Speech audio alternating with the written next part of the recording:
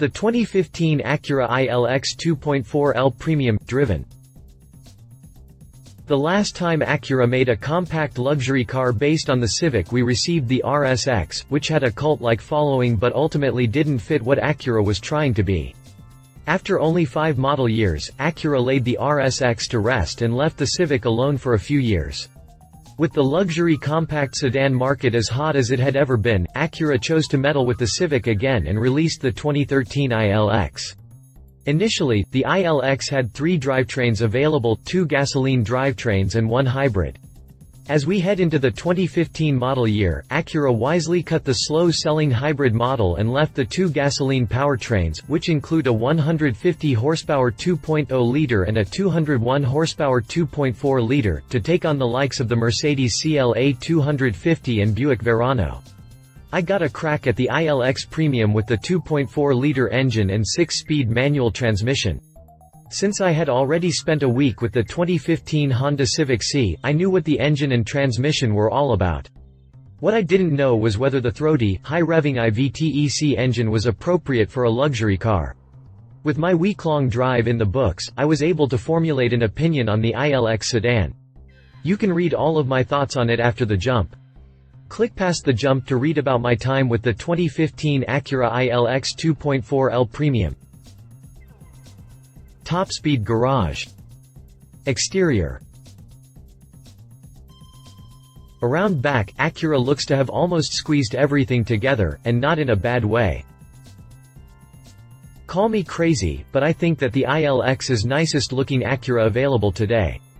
Like all Acuras, if you were to park it next to its Honda counterpart the Civic for the ILX, the similarities are there, but separate from its Honda platform mate, the ILX is a sharp luxury sports sedan. This is also one of the few iterations where the Acura beak isn't completely overwhelming. The hood isn't overly stylish, but the ridges are just enough to make it look good, and the air inlets on the lower apron add an extra touch of sportiness to the Acura. The small spoiler in the center of the apron is a nice touch too. The side profile view is by far my favorite angle to take in the ILX. First of all, the bodyline that runs from fender to quarter panel is simply stunning, particularly where it kicks upward to make it over the rear wheel arches. Additionally, the swooping roofline and the short trunk lid give the ILX almost a 4-door coupe look, like the CLA class. The downside to this look is that the trunk lid is so shortened that it is hard to fit large items through it. Exterior dimensions. Interior. The first issue was that the outer seats are a little too contoured, making it tough to get my son's booster seat to sit flat. The ILX's cabin, much like its exterior, impressed me for the most part. Is it pure perfection? No way, but it is leaps and bounds above what I expected. Everywhere I expected to find leather I found it, save for some plastic on the door panels and the glove box, and that classic, Acura padded dash that I hate oh so much. The leather seats were plenty comfy and they even came with heat in the premium trim, though I had no use for them here in sunny Florida. The seats also had knee bolstering, so I felt rather secure in the corners. The back seat, while roomy, did take a hit on usefulness. The first issue was that the bucket cutouts on the outer seats are a little too deep, making it tough to get my son's booster seat to sit flat. The second issue is that the center armrest, which also houses the rear cup holders, is way too wide and covers up the seatbelt buckles when it's lowered, making strapping the booster seat in a 4-letter word-inducing struggle with drinks in the cup holder. The final issue is with the rear cup holders themselves. They are a whopping 2 inches deep, which means watch taking turns with any unsealed drinks in them.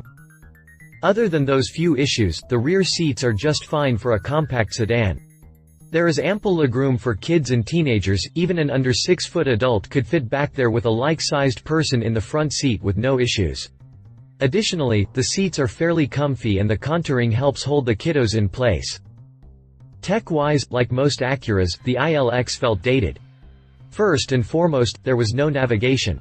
I'm sorry, but if you are a $30,000 compact that doesn't bear the name BMW, Mercedes-Benz or Audi, you damn well better have navigation.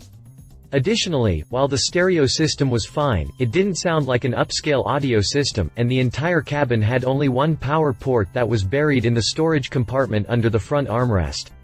Lastly, the only real premium tech feature the ILX Premium had was a rear-view camera, making it feel so much cheaper than its sticker price.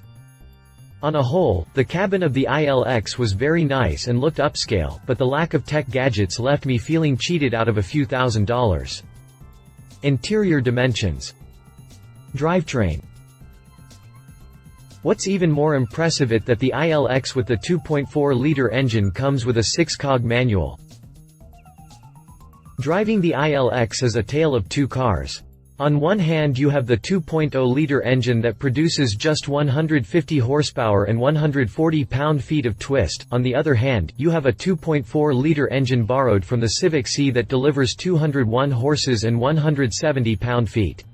The former has no business in a luxury car, whereas the latter is what makes the ILX feel like a luxury sports sedan. From the throaty exhaust note that resonates into the cabin to the outstanding passing performance of this rev-happy 4-cylinder, it is the perfect engine for this car. Fortunately, my tester had the 2.4-liter engine under its hood. What's even more impressive is that the ILX with the 2.4-liter engine comes with a 6-cog manual. That's right, Acura offers a luxury sedan with a manual. What's more, it has a well-weighted aluminum knob to make shifting an even more pleasant experience. Hats off to Acura for giving the row your own option. That said, I do wish Honda would develop a fast-shifting auto or dual clutch to pair with this 2.4-liter engine. It is screaming for this option. The downside is that the 6-cog manual delivers power to the front wheels only and it doesn't deliver stellar fuel economy. At 22 mpg city, 31 mpg highway and 25 mpg combined, it isn't what I would call an economy car. I did manage to beat the combined average as the last time I checked the dash I was a tick under 27 mpg. Drivetrain specifications. Driving impressions. The only real complaint I have from my week driving the ILX is that it needs several settings for steering response. Having already had some seat time in the Civic Si, I was used to the feel of the ILX's 2.4-liter engine and 6-speed transmission. Much like the Si that it borrows the drivetrain from, there is a bit of a learning curve when hopping into the driver's seat. There is an economy range in the rev band and there is a VTEC just kicked in, yo, range.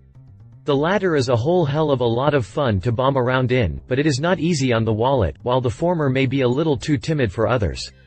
It's all about finding that sweet spot in the rev band. But don't think that driving the Civic Si means you know exactly how the ILX drives, because you'd be mistaken. While its engine, clutch and gearbox all act and feel like the Civic Si, the driving experience is wholly different. The Civic Si is a bomber with a stiff suspension, plenty of road noise and a point-and-go steering system, whereas the ILX is a calmer ride that is more forgiving with less feedback and looser steering. The ILX can certainly handle itself in the twist, but it's nowhere near as agile as the Si. Inside the ILX, road noise is fairly low for the type of car it is. Is it as whisper quiet as the K900 I drove? No way, but it is respectable for a compact sedan. Additionally, the seats feel comfortable, though I would have appreciated cooled seats instead of heated, and the metal gear shift knob is weighted perfectly for fast shifts. The only real complaint I have from my week driving the ILX is that it needs several settings for steering response. In a sports sedan like this, it is nice to be able to choose between loose and comfy or tight and sporty. The ILX is stuck somewhere in the middle and it feels kind of numb. I would also like to have the option of a fast-shifting auto transmission with the 2.4-liter engine, but I won't hold my breath for that. The ILX is slightly less powerful than the Si, which results in slightly lower performance. The ILX's 0 to 60 mph time is around 7 seconds, whereas the Civic Si sedan does the same in around 6.5 seconds. The difference in acceleration times is mostly due to the slightly detuned version of the 2.4-liter engine the ILX has and the Civic Si's stickier tires, allowing for a better launch. I initially thought that maybe the slower time was because the Si was lighter, but a quick check on the spec sheets shows me that the ILX 2.4L Premium is actually 24 pounds lighter than the Civic Si sedan. Odd. Price.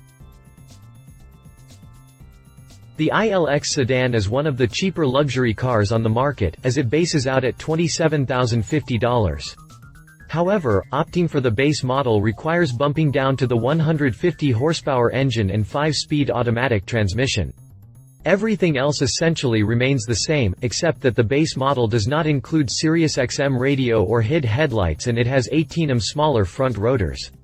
Moving into the 2.4L Premium model I had runs $29,350 before delivery. Is the 2.4-liter engine, manual transmission, HID headlights, larger rotors and SiriusXM radio worth $2,300? That's a decision for you to make, but I will say that the extra horsepower and 6-speed manual make the ILX a much better car, and the other add-on features are just gravy. Competition: 2015 Mercedes-Benz CLA 250. Acura is in a bit of a predicament with the pricing of the ILX 2.4L Premium. It is just a tad south of the base $29,900 price for the Mercedes CLA 250. The ILX 2.4L Premium does have some features that the base CLA 250 does not, including real leather, a rear-view camera, a moonroof, heated front seats, argon HID headlights and fog lights, plus it has Honda's longevity and a much more useful back seat. On the other hand, the CLA 250 has 7 more horsepower, 88 pound-feet more torque, a fast-shifting auto transmission, a half-second faster 0 to 60 time, an 8-speaker audio system, memory settings for the mirrors, 3 well-positioned power outlets, and the quietness that comes with a Mercedes cabin. On top of that, the CLA 250 gets superior fuel economy: 26 mpg city, 38 mpg highway and 30 mpg combined. This decision really depends on which car fits your needs the best. 2015 Buick Verano. The Buick Verano is likely the best competitor for the ILX, but to match up with the 2.4L Premium we need to consider only the Verano Premium Turbo Group. The Verano easily trumps the ILX in power, as its 2.0-liter turbocharged engine delivers 250 horses and 250 pound-feet of torque. Unlike the ILX, the engine mates to either a 6-speed manual or automatic. This powertrain allows the Verano to best both the CLA 250 and the ILX to 60 miles per hour, as it completes the sprint in just 6.2 seconds. The Verano does get 1 mpg less than the ILX across the board. Feature-wise, the Verano does lack the ILX's standard moonroof and HID headlights, but it does get a 9-speaker stereo system and more power ports. Additionally, the Verano's cabin is roomier in all the areas that really matter, including front and rear headroom, rear legroom, and cargo room. In the Premium Turbo Group guys, the Verano starts at $29,215, plus delivery. Conclusion: the ILX has been subject to some up and down reviews, but despite my few issues with it, I found it an enjoyable luxury sports sedan. Yes, it may not fit the profile of a sports sedan as well as the 3 Series or Lexus's, but it does a good job in this role. On top of that, you get Honda's legendary build quality that assures this car will be on the road for 200,000 plus miles with minimal issues, given you maintain it properly. How many Mercedes and BMWs can you say that about? Its 6-speed manual transmission and lack of automatic option with the peppier 2.4-liter prevent it from appealing to everyone, but it certainly fills a gap in the segment with manuals quickly going the way of the dodo bird. If Honda manages to develop a fast-shifting auto to combine with the 2.4-liter, it may be able to pull in some more buyers. Love it. Peppy 2.4-liter engine from the Civic Si, a proper manual gearbox, plenty of luxury to go around, and a rear-view camera roomier than the CLA class. Leave it. Lack navigation, multiple power ports and adjustable steering. Feel slow when compared to similarly priced compact luxury sedans. Needs an optional automatic and not Honda's ancient 5-speed auto. Competition is fierce and they offer everything the ILX lacks. If you liked this video, please share your thoughts in the comments below and don't forget to hit the subscribe button.